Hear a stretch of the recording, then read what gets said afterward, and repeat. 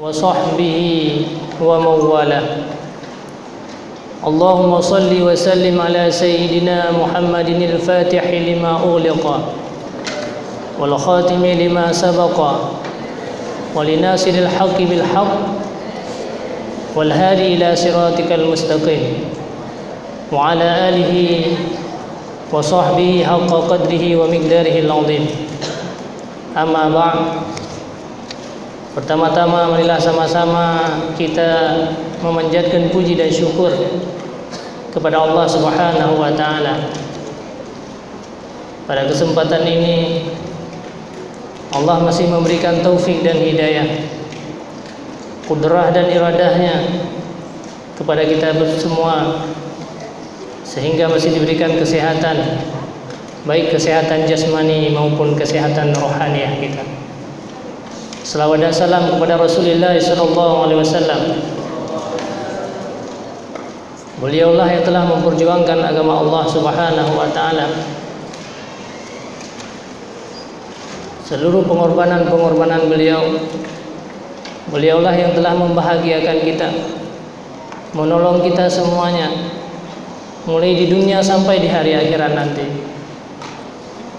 Dikala manusia menimpa sesuatu persoalan di akhirat, dikala para anbiya yang lain takut kepada Allah, di dalam padang mahsyar nanti, di mahsyar semua para anbiya dikala melihat sebuah siksaan yang paling besar daripada Allah Subhanahu wa taala, hanya Rasulullah lah yang berani untuk menolong umatnya sampai di saat-saat kita untuk menuju kepada sebuah tempat di atas titik siratal mustaqim.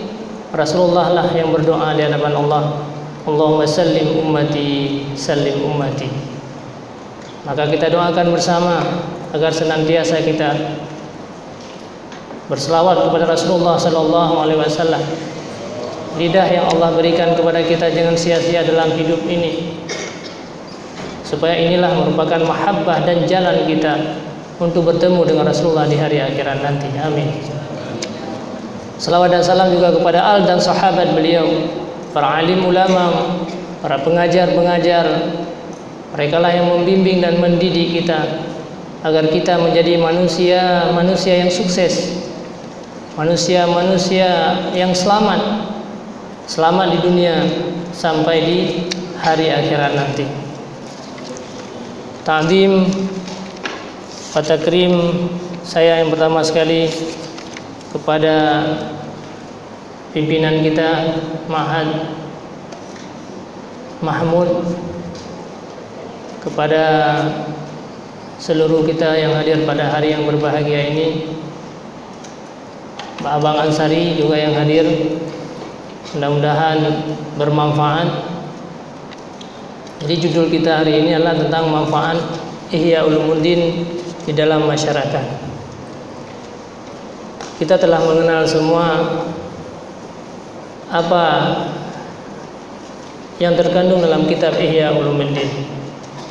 Intisari daripada Ihya Ulumuddin itu adalah tentang ilmu yang membahaskan tentang ilmu muamalah. Ilmu muamalah ada dua macam.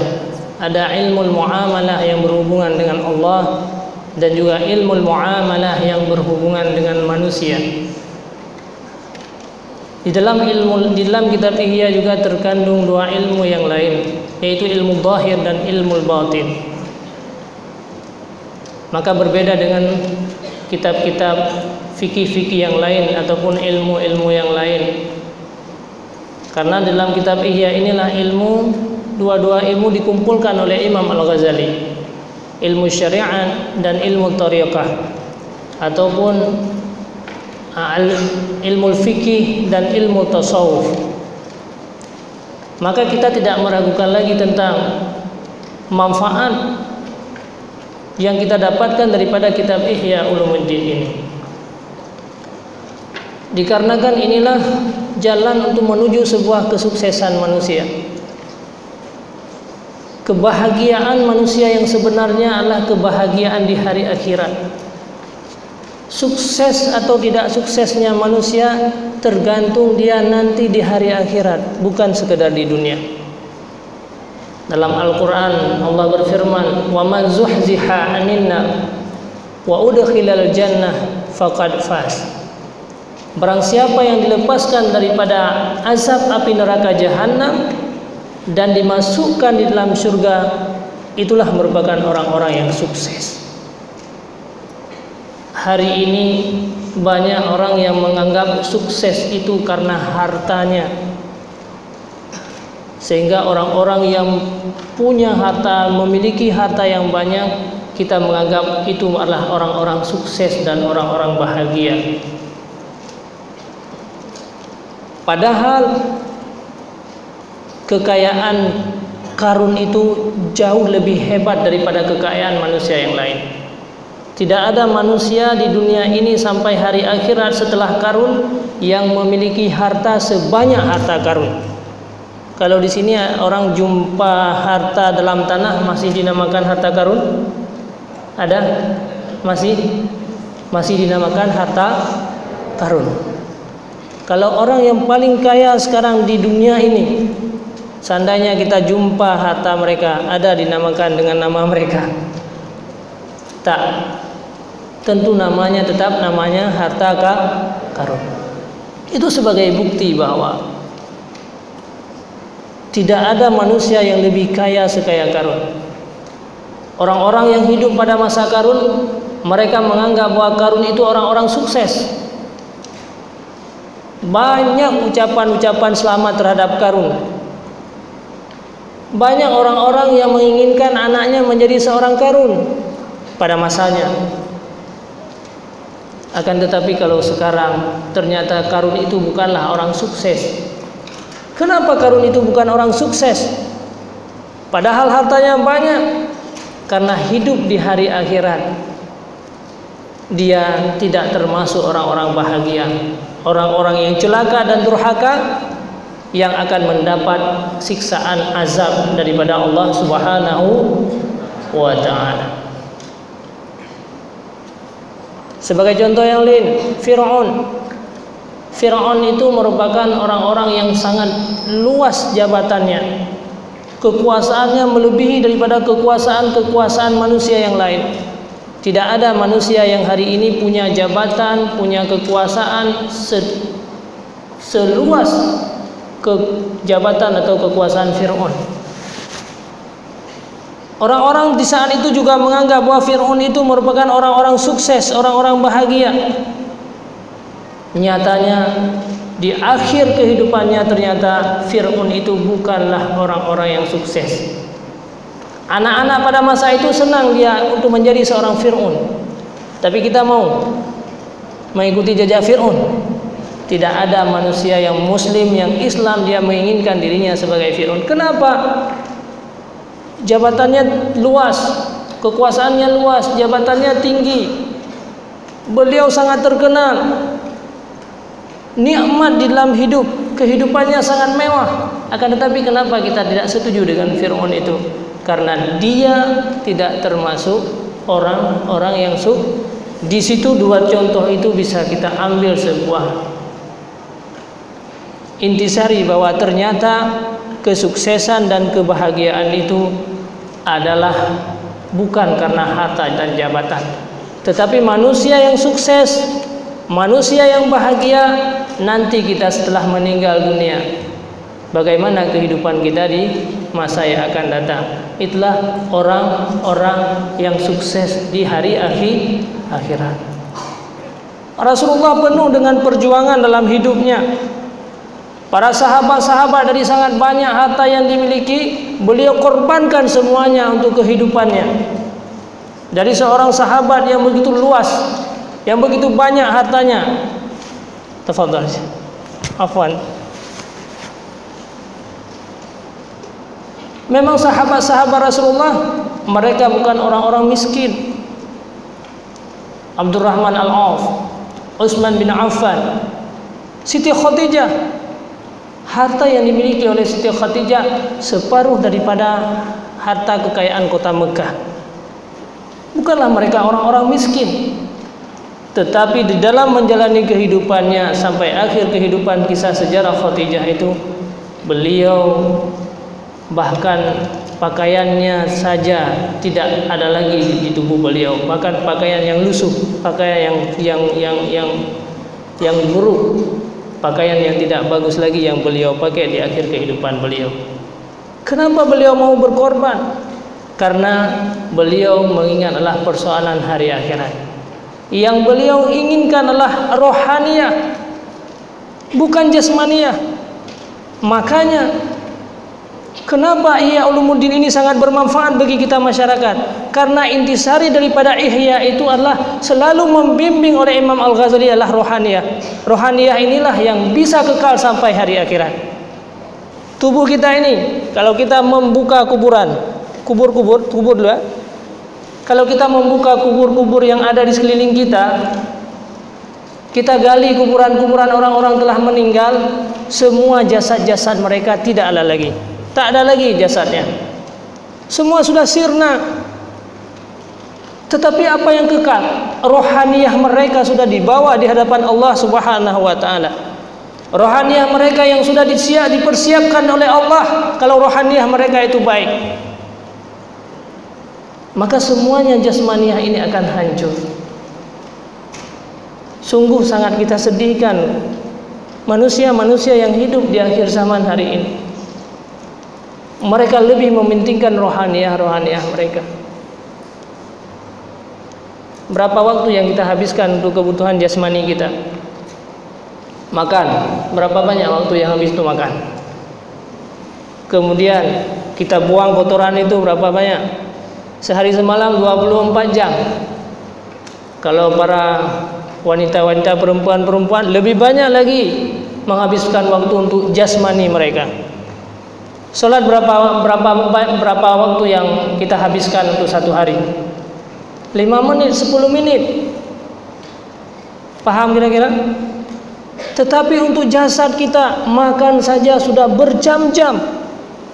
Inilah yang tidak diinginkan oleh Imam Al-Ghazali dalam kitab Ihya Ulumuddin.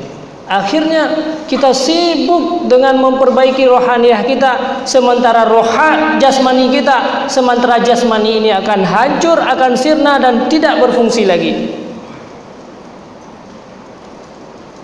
Kalau sekarang misalnya kita punya gratis, kita beli gula 1 kilo dikasih 27 kilo. Kira-kira berapa banyak orang yang hadir? Kita beli 1 kilo, kasihnya 27 kilo. Paham? Gula kita beli 1 kilo, dikasih 27 kilo. Ada gula subsidi. Gula subsidi. Nah, semua orang akan hadir. Tetapi jamaah itu sholat 1 rakaat, pahalanya 27 rakaat. Berapa banyak orang yang hadir? Siapa banyak orang yang ingin untuk mengambil gula subsidi sama orang yang hadir kepada jamaah. Subhanallah. Itulah pertanda kita hari ini lebih mementingkan kebutuhan jasmani kita. Padahal gula itu hanya beberapa tahun bisa kita pakai. Tetapi jamaah itu sampai kita sudah beratus-ratus tahun berada dalam kuburan, dia yang membantu kita sampai di hari akhirat nanti. Tetapi beras-beras murah itu yang 1 kilo dikasih 27 kilo, itu hanya beberapa hari sudah tidak punya lagi. Ini yang patut kita khawatirkan terhadap kita pada akhir-akhir kehidupan. Jadi manusia hidup ini adalah lebih banyak mereka menghabiskan waktunya untuk kebutuhan jasmani. Nah, kalau sakit sedikit aja tergores di tangan kita langsung berobat. Tidak sanggup seorang dokter, kita beralih ke dokter yang lain. Tidak sanggup untuk dokter-dokter yang dalam negeri, kita beralih ke dokter yang luar negeri. Kita menghabiskan dana yang begitu banyak, merelakan untuk kesehatan jasma, tapi rohaniyah kita hari ini. Rohaniyah kita hari ini Akhirnya apa yang terjadi? Sehingga banyak rohaniah manusia hari ini yang sudah banyak kotoran dan penyakit-penyakit yang kronis yang tidak bisa diobati lagi. Jangankan kita untuk mengorbankan harta yang banyak, sedikit pun harta kita merasa berat untuk kebutuhan rohaniah kita. Na'udzubillah summa na'udzubillah. Inilah umat-umat di akhir zaman. Begitu juga siapapun di antara kita hari ini selalu memikirkan tentang kebutuhan-kebutuhan jasmani, akan tetapi kita tidak pernah memikirkan tentang kebutuhan rohaniah kita. Akhirnya budak-budak yang kecil yang dilahirkan oleh Allah dalam keadaan suci dan bersih. Semua kita ini lahir suci dan bersih. Orang-orang jahat hari ini mereka juga orang-orang suci dan bersih. Tidak ada orang dilahirkan oleh Allah di dunia ini mereka dalam keadaan jahat, tidak. Ada manusia yang lahir dalam keadaan jahat, pemabuk? Enggak ada. Semua mereka suci, bersih hati mereka. Kullu mauludin, kata Rasulullah, yuladu alal fitrah. Semua mereka lahir dalam keadaan fitrah, bersih, suci. Laqad kharajtukum fi butni ummikum wa qalbukum tahir. Aku keluarkan kamu daripada perut ibunda engkau, hati mereka dalam keadaan suci dan bersih dan bercahaya. Tetapi siapa yang merosakkan mereka? Siapa yang menghancurkan mereka? Kenapa ada anak-anak hari ini, para remaja, mereka menjadi penjahat, menjadi pemabuk, menjadi orang-orang tidak berguna? Siapa? Illa abawahu yuhawidani wa yumajjisani wa yunasirani wa yumajjisani. Karena dua orang tualah yang telah menjadikan mereka sebagai Nasrani. Orang tua yang menjadikan mereka sebagai Yahudi, orang tualah yang membawa mereka kepada Nasrani. Kenapa? Karena orang tua hanya membimbing dan mendidik jasmani mereka.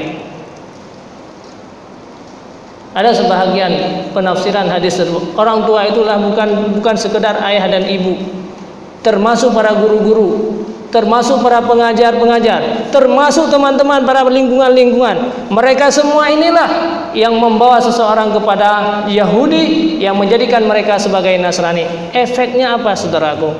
Kita telah menghancurkan mereka bukan sekedar di dunia ini. Kita telah menghancurkan mereka. Mereka tidak berhasil di dunia menjadi manusia yang tidak bermanfaat, itu masih sangat sedikit. Tetapi dia yang diciptakan oleh Allah, manusia-manusia yang suci, akhirnya dia menjadi manusia durhaka dan disiksa selama-lamanya oleh Allah dalam neraka jahanam. Para orang tua, para guru-guru, para teman-teman sekalian, itu semuanya tanggung jawab mereka dan itu akan dipertanggungjawabkan oleh Allah Subhanahu wa taala. Makanya untuk pendidikan rohaniah inilah Imam Al-Ghazali ini untuk mengeluarkan manusia daripada kebiasaan-kebiasaan yang selama ini dilakukan. Kita selama ini lebih mengutamakan roh jasmani kita. Kita selama ini lebih mengutamakan kebutuhan jasmani kita. Maka untuk meninggalkan kebiasaan inilah Imam Ghazali mengajak kita untuk kita sedikit memperhatikan rohaniah. Kita tidak dianjurkan untuk ibadat sehari semalam tidak larut dalam beribadah, tidak. Supaya kita jadikan profesi kita ini menjadikan ibadah. Silakan kita memilih profesi, karena dimanapun profesi itu, di situ ada jalurnya kita untuk mendekatkan diri kepada Allah. Ibadat itu, rohaniah itu bukan sekedar kita sholat, ibadah yang pokok, tetapi dalam bekerja dalam segala aspek kehidupan manusia itu adalah adanya ibadah. Maka luar biasa kalau manfaatnya kitab Ihya Ulumuddin. Saya kutip satu tulisan Imam Al-Ghazali dalam kitab Ihya Ulumuddin pada bab Ajaibil Qalbi. Pada jilid 2 itu ada bab yang khusus yang menceritakan tentang Ajaibil Qalbi, tentang keajaiban-keajaiban hati manusia yang diuraikan oleh Imam Al-Ghazali. Mungkin dari satu bab itu saja sudah sangat bermanfaat untuk manusia-manusia di dalam memahami dan mengamalkan kitab Ihya Ulumuddin. Dalam satu bab saja. Karena kitab Ihya Ulumuddin itu ibarat lautan yang luas, yang banyak sekali mutiara-mutiara. Sedikit saja mutiara yang kita ambil sudah sangat bermanfaat, apalagi sanggup kita mengambil seluruh mutiara-mutiara yang dituliskan oleh Imam Al-Ghazali. Sebagai contoh saya umpamakan satu dalam kitab Bab Ajaibul Qalbi, maka Imam Ghazali itu menjelaskan isi hati itu sangat luar biasa. Pernah belajar Bab Ajaibul Qalbi dalam kitab Ihya Ulumuddin? Pernah? Apa diterangkan di situ? Bahwa dalam hati manusia ada sifat yang namanya dengan sifat kalbi. Sifat kalbi, sifat anjing, cuma agak kasar sedikit. Imam Ghazali menyampaikan demikian, sifat kalbi. Bukan kalbi, kalbi anjing. Kemudian pada hati manusia juga adanya sifat khinzir yang dinamakan dengan sifat babi. Adanya sifat rabbani dan adanya sifat syaitani. Ada 4 sifat yang semenjak kita lahir kita sudah membawa sifat-sifat itu. Mana yang menjadi sifat khinzir? Babi di sini babi juga. Babi, kenal babi? Anjing? Ya. Anjing dan babi itu merupakan sebuah makhluk yang diciptakan oleh Allah Subhanahu wa taala yang paling paling busuk. Sehingga dalam hukum Islam anjing dan babi itu termasuk najis mughalladah. Tidak cukup dengan sekali cuci, harus cuci 7 kali dan pakai tanah lagi. Ternyata itu merupakan binatang yang diciptakan Allah, aswa, binatang al-aswa, binatang yang sangat buruk. Kira-kira demikian. Pada manusia Imam Ghazali menisbahkan bahwa 2 sifat itu ada pada manusia. Mana menjadi sifat babi? Adalah sifat loba, tamak, serakah. Loba, tamak, serakah. Mana yang menjadi sifat loba, tamak dan serakah itu? Itulah sifat babi. Babi itu kalau dia mencari makan, rencananya ubi juga di sini, ya. Rencana dia makan buah ubi. Kalau dia tidak mendapatkan ubi, yang lain apapun dia akan mengambilnya. Itu sifat babi. Sifat tamak. Subhanallah. Pada manusia sudah memiliki sifat tersebut semenjak dia lahir. Karena kita manusia semenjak lahir kita sudah menjadi manusia konsumtif. Kita perlu makan, perlu pakaian. Kita belum mencari harta, tapi kita sudah membutuhkan untuk pengeluaran. Harta belum kita dapatkan, kita belum bekerja, tapi kita sudah butuh pengeluaran. Kalau ditambah lagi sifat tamak, maka pengeluaran kita semakin tinggi.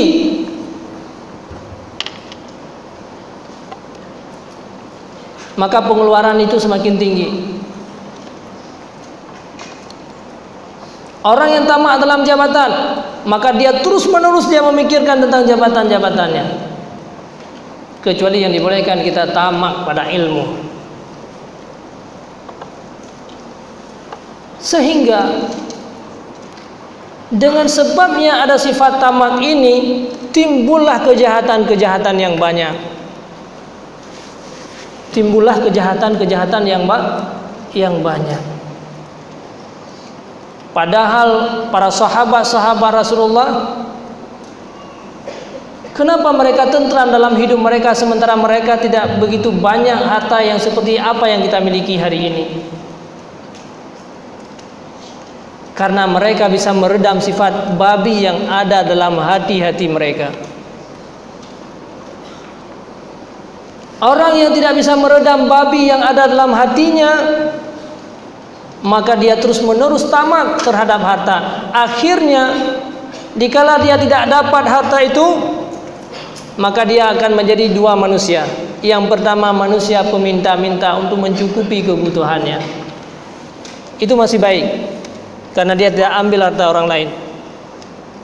Jadi peminta kemana-mana meminta sesuatu, tapi itu tidak baik. Ada yang lain lebih baik. Yadul ulya khairum min yadis sufla. Orang yang memberi itu jauh lebih baik daripada orang yang meminta. Kita menjadi manusia hina, tapi belum haram, tapi menjadi manusia hina. Kenapa bisa jadi manusia hina? Ada sifat khinzir, sifat loba tadi. Karena kita loba dengan sesuatu, tetapi kita tidak bisa mendapatkannya karena kurangnya harta yang kita miliki. Kurangnya harta yang kita miliki. Akhirnya ada sebagian manusia yang juga tidak cukup dengan meminta-minta. Akhirnya gara-gara sifat loba itu dia menjadi pencuri untuk menutupi kebutuhan hidupnya.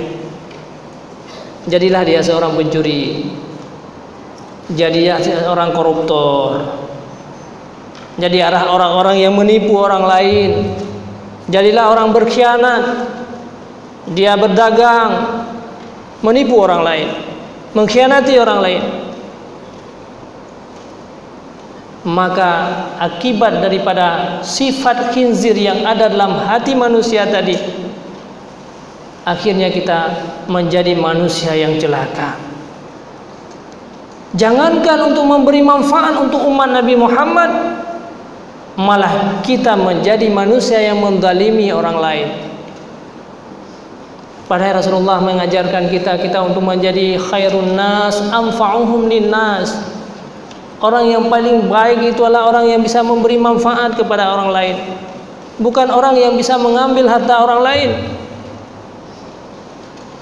Kalau seandainya hari ini kita ada sifat loba, sementara kebutuhan kita tidak sesuai dengan pengeluaran, maka akhirnya kita menjadi orang-orang yang menzalimi orang. Maka kezaliman terus menerus akan terjadi kepada kita. Akhirnya kita menjadi manusia celaka. Kenapa celaka? Tidak mengamalkan isi daripada Ihya Ulumuddin.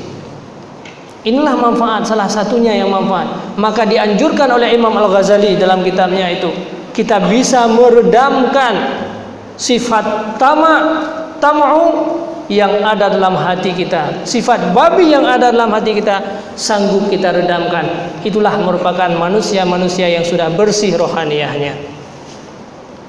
Kalau sifat tamu ini bisa kita redamkan dalam hidup kita, maka bagaimanapun Allah memberikan kita masih bisa hidup di atas jalan yang lurus mustaqim. Oh, kita dijadikan oleh Allah sebagai orang-orang miskin, itu sebagai cobaan Allah Subhanahu wa taala. Imam Ghazali menyampaikan bahwa kalau kita miskin, maka ada cara hidupnya, bersabar. Oh, kita dijadikan oleh Allah sebagai orang-orang kaya. Kalau kita dijadikan oleh Allah sebagai orang-orang kaya, maka jalannya untuk kita manfaatnya adalah kita bersyukur kepada Allah Subhanahu. Maka al-iman nisfani, nisfun lis-sabri wa nisfun lis-syukri. Iman itu dua perkara, sebahagiannya adalah pada nikmat, pada bersyukur, dan sebahagiannya itu adalah pada bersabar. Jadi tidak ada bedanya manusia. Lihat para sahabat, mereka tidak ada beda di antara orang yang kaya dengan orang yang miskin. Kenapa mereka tidak berbeda? Karena sama-sama berjuang. Mensyukuri nikmat itu juga bukan hal yang mudah. Karena sama-sama kita sedang berjuang, sedang menyelesaikan persoalan kita dengan Allah Subhanahu wa taala. Maka kalau ini yang terjadi pada kita, maka tentu kita menjadi orang-orang yang bisa jalan di atas jalan yang benar, yang menjadi manusia yang sukses di hari akhirat. Kemudian kita kembali kepada sifat yang kedua. Fi ajaibil qalbi. Dalam bab ajaibil qalbi dijelaskan tentang adanya sifat kalbi. Pada manusia itu ada sifat kalbi atau sifat bahimiyah yang namanya dengan sifat anjing. Bagaimana kira-kira sifat anjing? Anjing itu buas. Anjing itu pemarah. Maka kalau sifat pemarah yang ada pada manusia tidak bisa diredamkan, kita menuruti apa yang diinginkan oleh hati kita oleh sifat anjing tersebut, maka timbullah kejahatan-kejahatan yang banyak. Timbullah segala kejahatan-kejahatan. Setiap hari kita mencari lawan, mencari musuh. Akhirnya dari marah naik tingkat sebagai pendendam. Al-hiqdu. Jadi kenapa dendam ini bisa terjadi yang merupakan sifat yang tercela? Karena adanya marah. Orang-orang yang tidak marah kira-kira ada dendam enggak? Tidak ada dendam. Dari ghadab maka naiklah kepada al-hiqdu. Dari dendam itu naiklah kepada al-hasad. Jadilah kita sebagai orang-orang yang hasad. Al-hasadu ya'kulul hasanah kama ta'kulun nar al-hatabah. Hasud itu bisa menghilangkan, bisa membakar seluruh amal-amal kebaikan, sebagaimana kayu bakar dimakan oleh segala api bisa membakar seluruh kayu-kayu bakar tersebut. Subhanallah, dengan dua sifat ini saja, seandainya kita sanggup meredamkan dua sifat ini dengan kebaikan-kebaikan, sungguh sangat luar biasa manfaat yang akan kita dapatkan. Kita sungguh akan menjadi makhluk yang manusia yang paling mulia di sisi Allah, menjadi akhlakul karimah. Yang namanya manusia semuanya ada dendam, ada marah. Sehingga Imam Syafi'i berkata, "Man istaghdaba wa lam yaghdab fa huwa himarun." Orang-orang yang istaghdaba, ditalam untuk marah, walam yaghdab, dan tapi dia tidak marah, fahuwa himarun. Manusia yang baik bukan tidak ada marah, tetapi dia sanggup meredamkan kemarahan, tidak mengobarkan kemarahan itu. Maka dua sifat inilah yang harus kita jaga untuk langkah kita awal, untuk menjadi manusia-manusia yang sukses dan manusia-manusia yang bahagia. Kita tahan sifat marah kita, sehingga dari sinilah menjadi hati ini yang indah, sehingga hati kita tidak buta, hati kita tidak rusak, tingkah laku kita tidak rusak akibat daripada sifat-sifat yang tercela tersebut. Rasulullah SAW dipuji oleh Allah bukan karena banyaknya ibadah, bukan karena banyaknya sembahyang yang dilakukan setiap saat. Memang salat Rasulullah itu sangat banyak sekali. Bahkan kita tidak diwajibkan, tetapi Rasulullah diwajibkan oleh Allah untuk dirinya sendiri. Tahajud pada waktu malam, kita hukumnya sunnah, sedangkan Rasulullah itu wajib. Berkurban pada hari raya, Rasulullah wajib. Sunnatun alaikum, Rasulullah mengatakan bahwa itu merupakan sunnah bagi kamu, tetapi wajib alayya, itu merupakan sebuah kewajiban di atas aku. Beliau bukan karena banyaknya ibadah, sehingga dalam Al-Quran disebutkan innaka, bagaimana kira-kira, la'ala khuluqin azim. Kemuliaan Rasulullah itu karena akhlaknya yang sangat luar biasa, sehingga Allah memuji-muji beliau dengan akhlak. Ilmu akhlak inilah yang diterangkan semuanya isi-isi dalam kitab Ihya Ulumuddin ini. Dalam ilmu akhlak. Bahkan hari ini ada di antara kita yang menganggap bahwa akhlak kafir itu lebih baik daripada akhlak orang Islam.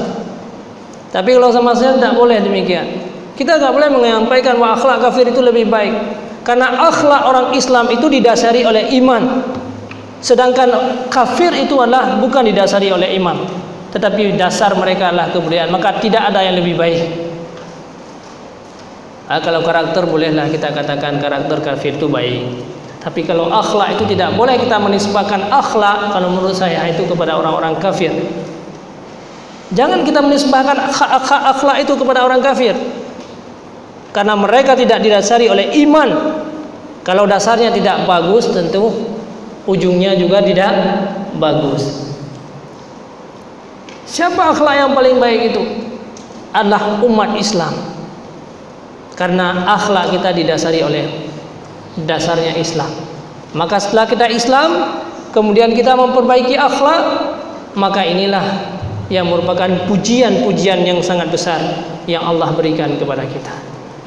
Makanya setelah kita menghilangkan sifat khinzir tadi, sifat loba, akhirnya kita menjadi sifat al-qanaah, memandang dengan Allah apa yang Allah berikan kepada kita.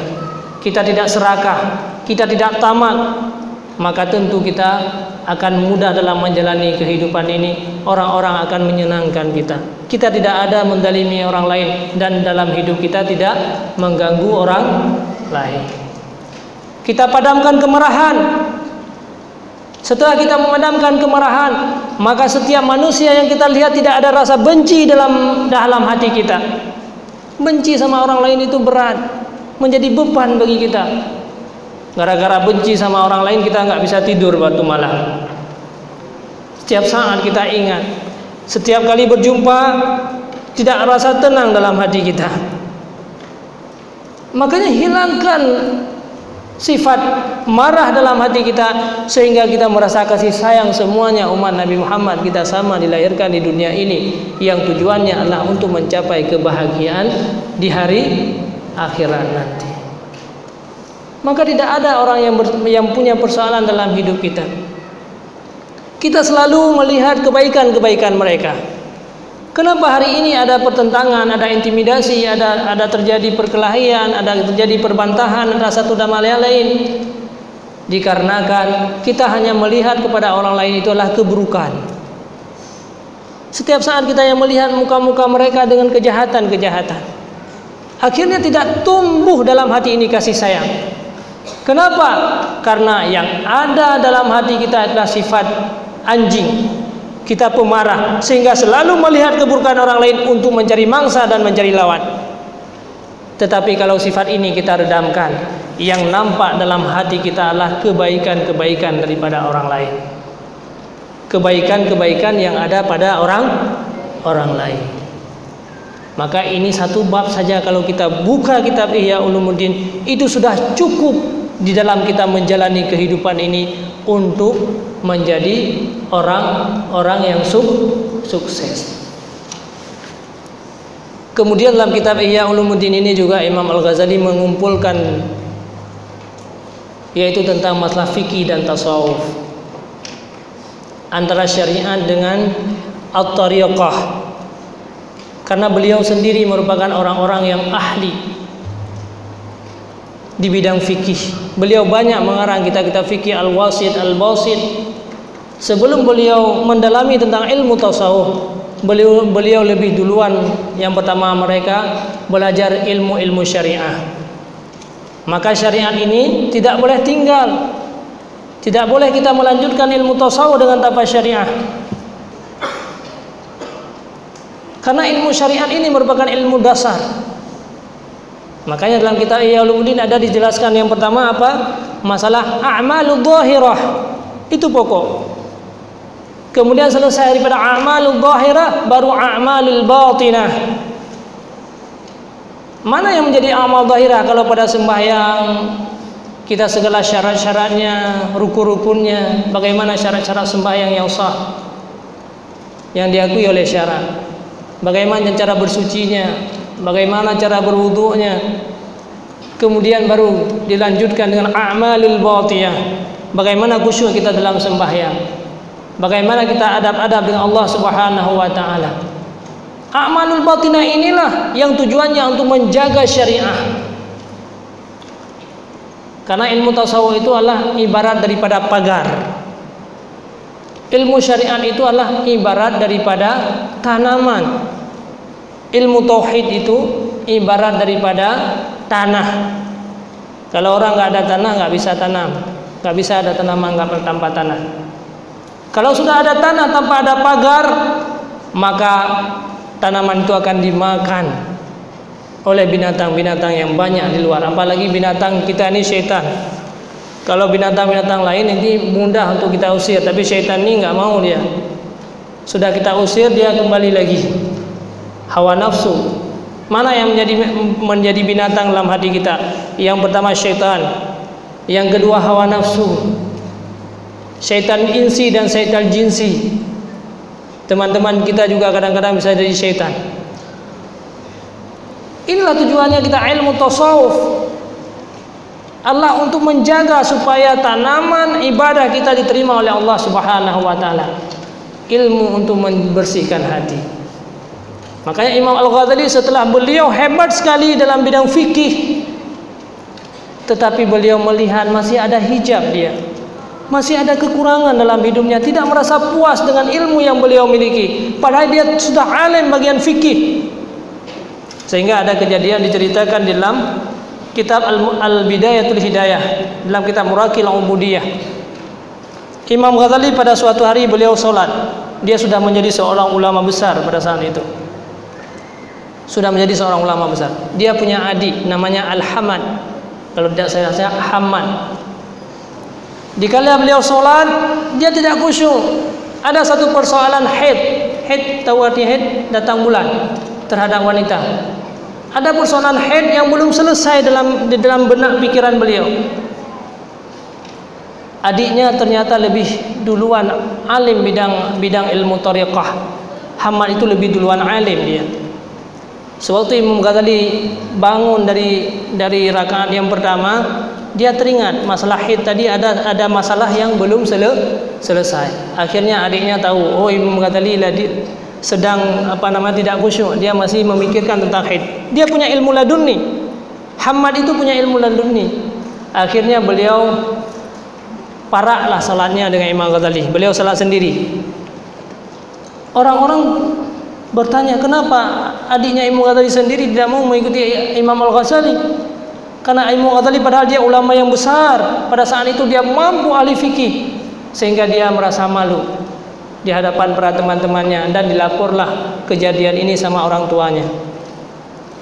Imam Ghazali bilang sama orang tuanya, wahai ibunda, Hamad tadi tidak mengikuti saya, dia parak di tengah-tengah sembahyang. Kenapa?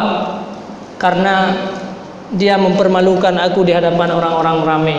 Orang lain semua ikut tapi dia tidak ikut. Akhirnya ibunya tanya sama Hamad, Hamad, kenapa engkau tidak ikut tadi Imam Ghazali? Kenapa engkau parak? Abang haid. Abang ada haid, tidak sah salat. Tahu ya kira-kira? Abang sedang haid, yang namanya orang haid nggak sah salat ibu. Akhirnya Imam Ghazali timbul tanda, kok dia tahu? Ternyata dia sudah duluan mendapatkan ilmu laduni daripada Allah Subhanahu wa taala. Kalian beliau bertanya kepada adiknya, wahai Hamad, aku sudah banyak ilmu yang kupelajari secara muktasar, tapi dari mana ilmu ini? Siapa yang menjadi guru engkau? Ya, singkat cerita beliau akhirnya belajarlah pada seorang guru daripada Hamad. Maka sejak itulah dia mendalami tentang ilmu thariqah. Setelah 40 tahun dia suluk, beliau mendapatkan ilmu, punya kelezatan yang tersendiri. Masuk dalam tarikat 40 tahun, tapi masih ada hijab-hijabnya. Sampai dia tambah lagi 80 tahun. Oh, 80 hari, 40 hari, kemudian tambah lagi 40 hari. Juga belum puas dengan ilmu yang dia dapatkan, tambah lagi 40 hari, 120 hari. Kita ada yang suluk 120 hari? Ada pernah suluk? Pernah masuk tarikat? Tahu suluk? Masuk tarikat. Dalam tarikat Naqsyabandiyah itu ada yang namanya dengan suluk. Suluk itu adalah menempuh jalan untuk menuju akhirat. Setelah itulah baru Imam Ghazali mendapatkan ilmu yang luar biasa yang belum pernah beliau dapatkan semenjak yang belum beliau dapatkan di masa-masa beliau masih dalam berbimbang dengan ilmu syariat. Makanya Imam Ghazali itu ahli ilmu thariqah dan ahli ilmu syariat. Karena manusia ini diciptakan oleh Allah Subhanahu wa taala tidak semuanya sempurna. Bahkan kalau dua ilmu ini, Rasulullah SAW dari pertama sekali beliau memiliki dua ilmu tersebut. Rasulullah orang yang paling sempurna. Manusia yang paling sempurna adalah Rasulullah. Tetapi ilmu yang diambil oleh para sahabat itu berbeda antara satu dengan yang lain. Pernah dengar sejarah Huzaifah? Siapa Huzaifah itu? Sahabat Rasulullah. Huzaifah itu punya ilmu laduni, dia tahu isi hati orang lain. Kalau seandainya ini saya tahu isi hati ini anak-anak semuanya, adik-adik, budak-budak ini, ya sangat-sangat luar biasa. Huzaifah itu tahu isi hati. Siapa manusia yang munafik, siapa manusia yang benar-benar manusia, siapa yang benar-benar beriman, tahu Huzaifah. Padahal Sayyidina Umar yang merupakan sahabat yang paling dekat dengan Rasulullah SAW dan merupakan khalifah, beliau juga bertanya kepada Huzaifah, "Ya Huzaifah, lihatlah hatiku ini. Apakah aku termasuk munafik ataupun tidak?" "Tidak, engkau tidak, wahai Umar." Sehingga Umar waktu ada orang yang meninggal, dia lihat dulu Huzaifahnya ada ikut apa enggak. Kalau Huzaifah enggak ikut, oh enggak usah sholat, itu tandanya orang munafik. Itu kelebihan Huzaifah. Orang-orang bertanya, "Ya Huzaifah, min aina wajadta hadzal ilm?" Wahai Huzaifah, dari mana engkau mendapatkan ilmu ini? Khassani Rasulullah sallallahu alaihi wasallam. Aku ini dikhususkan oleh Rasulullah. Kenapa engkau dikhususkan ilmu seperti ini? Oh, berbeda antara aku dengan kalian. Engkau dikala datang kepada Rasulullah, apa yang kau tanyakan? Ayyul a'malu khairun? Ya Rasulullah, a'tini a'malu khair. Berikan kepadaku sesuatu amal yang paling baik. Tetapi saya bertanya kepada Rasulullah, ya Rasulullah, sampaikan kepada aku keburukan yang paling buruk. Perbuatan apa yang menjadikan perbuatan itu yang tidak baik? Makanya beliau mendapatkan ilmu seperti itu. Kenapa? Karena setelah dia tahu apa perbuatan yang tidak baik, tentu dia sudah meninggalkan itu merupakan sebuah kebaikan. Disinilah beda. Ada 3 sahabat yang datang kepada Rasulullah, sebahagiannya adalah bertanya tentang amal yang baik, tetapi Huzaifah bertanya amal yang buruk. Makanya Huzaifah mendapatkan ilmu kedua-duanya, ilmu laduni dan yaitu ilmu-ilmu yang tidak dimiliki oleh orang lain. Jadi kalau kita zaman sekarang ini jangan menunggu ilmu laduni itu. Makanya tidak ada pesantren-pesantren yang diajarkan, karena ilmu datangnya daripada Allah, nur. Allah itu sangat terikat dengan hati kita. Sehingga innallaha la yanzuru ila suwarikum walakinnallaha yanzuru ila qulubikum. Qalbun, para ulama menafsirkan arti qalbun itu adalah latifah rabbaniyah. Apa arti latifah rabbaniyah? Sebuah makhluk yang paling kecil yang dia berhubungan dengan Allah. Maka ilmu itu dari atas, dia dimasukkan dalam hati manusia. Makanya ilmu itu dari hati ke hati, dari hati guru kepada hati kita murid. Kita mau masukkan ilmu lewat mulut nggak bisa. Buka mulut untuk saya masukkan ilmu, nggak bisa. Dia ilmu itu dari hati ke hati. Kalau hati kita bersih, kita akan mendapatkan ilmu. Kalau hati kotor, maka ilmu itu tidak akan datang. Kalau datang hanya sesaat, dia akan balik lagi. Ilmu itu daripada Allah Subhanahu wa taala, diberikan cahaya dalam hati manusia. Maka ada satu kelompok dia terus membersihkan hati dalam hidupnya, akhirnya dia dapat ilmu. Itu namanya ilmu laduni. Ada sebagian manusia dia berusaha terus untuk mendapatkan ilmu, belajar, berusaha, akhirnya juga ilmu dia dapat daripada Allah Subhanahu wa taala. Akan tetapi pesantren-pesantren kita di sana itu tidak diajarkan ilmu laduni. Karena banyak manusia yang menempuh ilmu laduni tetapi dia terhambat. Ya. Tetapi dia terhambat pada ilmu laduni tersebut. Makanya banyak di antara ulama-ulama kita yang mengajarkan yang pertama kepada para santri-santri itu adalah ilmu syariah. Belajar ilmu syariah. Harus mendalam ilmu syariahnya lah, baru kita bisa mengambil beralih kepada ilmu tariqah. Para ulama, saya sering mendengar guru-guru saya berkata, kun fil fiqhi muhaqqaqa wa fil fununi musyarika. Engkau harus dalam bidang fikih itu tahqiq, benar-benar memahami fikih, karena itu merupakan persoalan umat. Makanya kita dalam mengajar Ihya Ulumuddin nanti jangan terus mengajarkan ilmu laduni, karena dalam Ihya itu sangat lengkap. Maka ajarkanlah ilmu-ilmu zahir dulu. Setelah ilmu zahir mantap, baru kita beralih kepada ilmu tariqah yang akan menjaga tanaman-tanaman kita. Jadi yang pertama sekali ilmu syariah, kemudian baru kita beralih kepada ilmu tariqah.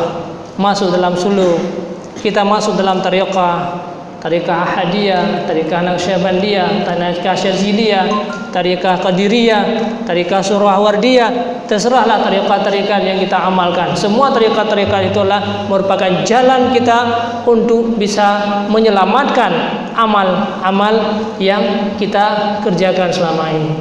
Makanya kita harus memahami fikih dulu, karena ini merupakan persoalan di masa yang lalu, mungkin hari ini yang lain lagi persoalannya. Makanya kalau kita tidak belajar ilmu syariah, langsung kepada ilmu tasawuf, kadang-kadang bisa salah kita. Kalau diumpamakan oleh ulama itu pohon kelapa. Pernah lihat kelapa? Kelapa juga di sini ya. Dia ada kulit luar, ada patoknya, Ada kulit luar, ada patoknya, baru isinya. Dari ilmu syariah itu bagaikan patok kelapa. Kita harus buka patoknya dulu, baru mendapatkan isi daripada kelapa. Dari isi itulah bisa kita membuat virgin dan sebagainya. Jadi harus untuk sampai kita kepada tingkat yang paling tinggi itu harus melalui syariah. Maka kalau budak-budak kami di sana, nggak boleh dia masuk tarekat kalau masih kecil. Nanti dia akan lalai. Lagi-lagi belajar sudah la ilaha illallah, la ilaha. Orang sudah menyampaikan ilmu, nggak boleh. Lagi-lagi orang menyampaikan ilmu, dia sudah tawajuh, nggak boleh. Akhirnya dia nggak dapat ilmu. Apa juga budak-budak kami harus tahqiq dulu bidang agama, bidang fikihnya, bidang syariahnya, kemudian baru masuk ke dalam ilmu tariqah. Jadi setelah kita benar-benar memahami ilmu syariah, kemudian baru kita beralih kepada ilmu tariqah. Maka di sana kita mengamalkan ilmu syariah ini ataupun masuk dalam tariqah itu biasanya pada bulan Ramadan. Karena bulan Ramadan di sana utlah, kita libur. Jadi pada bulan Ramadan itu utlah, sehingga kita ada di sana mengembangkan yang namanya dengan tariqat Naqsyabandi. Pernah dengan tariqat Naqsyabandi? Yang di tariqat Naqsyabandi Al-Khalidiyah Al-Waliyah. Jadi dasarnya juga dari Al-Khalidiyah. Naqsyabandi itu sama, sebenarnya sama semuanya, cuman kadang-kadang di ujungnya saja berbeda. Naqsyabandiyah Qadiriyah, Naqsyabandiyah Al-Waliyah. Kalau kami Khalidiyah Al-Waliyah, karena tergantung kepada pengembangnya siapa. Maka akhirnya diberikan nama-nama di ujungnya. Itu yang punya silsilah. Kalau kita mau masuk tariqah nanti harus masuk kepada tariqah yang punya silsilah, yang punya sanad sampai kepada Rasulullah. Supaya kita dalam menjalani, karena murabbi ini harus hati-hati. Gak boleh murabbi jadi siapapun. Jadi murabbi ini harus benar-benar orang yang ahli, orang yang alim, orang yang majzub, orang yang punya ilmu yang tinggi. Jadi di sana kita telah mengembangkan tentang tariqat Naqsyabandiyah. Setelah mereka, anak-anak kita, budak-budak kita itu memahami fikih secara mendalam, kemudian baru kita lanjutkan dengan ilmu tasawuf atau ilmu tariqah. Mereka masuk suluk. Kewajiban terhadap mereka untuk masuk suluk, untuk menjaga amal-amal, untuk menjaga hati-hati mereka. Karena kenapa? Karena Imam Malik pernah berkata, man tasawwafa man tasyarra'a wa lam yatasawwaf faqad tafassaqa. Itu kata Imam Malik, dan juga disebutkan dalam kitab Ihya Ulumuddin oleh Imam Al-Ghazali. Man tasyarra'a, orang yang belajar ilmu syariah, belajar ilmu amal-amal zahir, tetapi dia tidak mendalami dengan ilmu batin, faqad tafassaqa, dia suatu hari akan menjadi orang-orang fasik. Dia pasti akan tergelincir, dia tidak akan sanggup menahan dirinya, pasti dia akan menjadi orang-orang yang maksiat kepada Allah. Maka waman tasawwafa wa lam yatasyarra faqad tazandaka, orang yang terus belajar ilmu tasawuf tapi tidak mengerti ilmu syariah, faqad tazandaka, naudzubillah, dia akan menjadi zindik, menjadi orang-orang kafir. Dia anggap saya sudah sangat dekat dengan Allah, tidak wajib lagi sembahyang, tidak wajib apapun lagi. Akhirnya dia terjerumus kepada kekufuran. Naudzubillah, summa naudzubillah. Mungkin waktunya juga sudah tiba nih, kira-kira hanya ini yang bisa saya sampaikan, ya. Hanya ini saja yang bisa saya sampaikan. Mudah-mudahan ada manfaatnya nanti.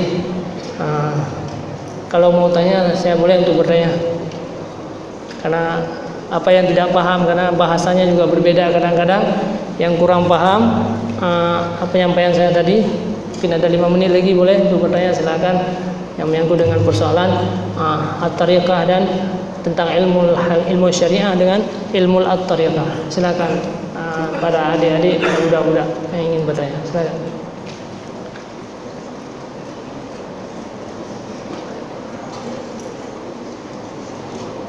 Tidak ada.